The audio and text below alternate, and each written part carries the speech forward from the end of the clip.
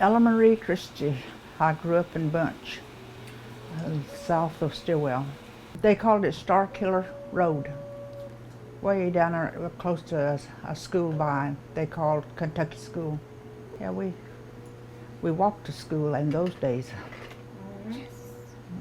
How far was it? About 3 miles, I guess they say. We still walked. Winter, snow, rain, whatever. If it was bad weather, though, they didn't make us go. I think we got out at 4 o'clock in those days, 8 to 4. They had, they had those swings and merry-go-rounds and what do you call them, seesaws, I guess you call them, and ball. They played ball and played basketball. We just had all them games to play. Game named Red Rover and Drop the Handkerchief, and it was just a small school. I don't think we ever had over 50 kids. It was a small school and one teacher with all them kids. We carried our lunch to school from home. We would have eggs with biscuit, a sandwich, egg sandwich, or potato sandwich, or I guess salt pork for sandwich. Our dad was Joe Christie, and our mom, Bessie Bolin Christie. There was 5 sisters. There was 12 altogether. The rest of them was boys. We spoke Cherokee, both. My mom spoke English and my dad was Cherokee speaker. My mom was brought up in the school, and that's why she didn't talk no Cherokee much, but they understood. My dad understood English, and Mama, she understood Cherokee, but Mama couldn't talk. We used to play ball. We had a little rubber ball that we played with, and we'd play with, where they pitch you the ball and you bat it, or else we just played. Just any games we could find to play. Our dad made us a lot of things that we play with. He'd make us some sticks that you walk on. I mean, you put your feet in the limb, something like that. He'd make us 10. Back then we had lard came in buckets, 8-pound bucket, and they had a lid on it. And with that lid, he would put it at the end of that stick about like that, and we rolled that around, play with it. And he'd put something like a tobacco can around that stick to make where it hold that wheel in there with lid, and keep it between there and get it going. We had families that lived around us and visit them, and they come and visit us, and us kids, we was always playing together. It was not even a mile down the creek, just right by the house, pretty close. We had a big swimming hole back there.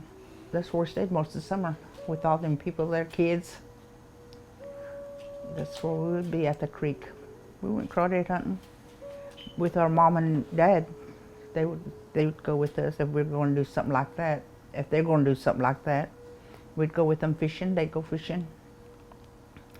It was good. Good old days. Cane poles, yeah, that's what they had used back then. That's all we had, cane poles. We had good supper after going down there. And with a little bit of fish, she'd make some fish soup. She cooked them little bit of fish up real hard, real good and crispy. And then she'd boil them, and that was good too. We climbed trees, and we'd get as far as we can go and bring them down to the ground and go up and down on them. That's where we had to go when they went when they needed something. But they had a horses and wagon. That's how they went to the store. Sometimes we'd walk, get on railroad track, and it was, I guess, a shorter cut, it seems like to me now. What did you look forward to when you went to the store? A bottle of pop, and I guess the candy. Back then that candy was just a nickel or a penny. And we'd get a little old bitty sack they had, about that high, about that wide. We'd get them candies in there and just about full. I don't know what it would cost, maybe 20 cents. Yeah, they kill them they wring their necks out, off, I mean. and them chickens will start jumping without no head. My sister, she'd be running one way, and that chicken seemed like that chicken just chasing her. They dry their beans after they pick them out of the garden. They dry them beans, and they dry. They had peach trees around there, and she'd slice them all up and put them on a sheet and put them out there in the sun and dry them up. The peach tree, they had plum trees that she would make jelly with, and she canned everything she got from the garden. A 3-room house. We had a kitchen, living room, and a bedroom. And that's where everybody slept, just them 2 rooms. But then back then, whenever, like I said, it was in the summertime mostly, whenever people would come around, and we'd have beds outside too. We'd sleep outside. Our grandma, where she lived, I said she had a spring. Okay, they had from that spring where it would hit the ground, they had a little stream going down there where they had dug. And about from here to that chair, they had dug a hole about like that, and that right, and then they made a boards in there, I think, and at the floor there was boards. That cold water run in there, and that's where they had that butter and milk, down in that hole. They had a lid up there, and that butter was good and cool too. Nowadays, I wish I'd enjoyed it. I wish I knew that I had it good back then.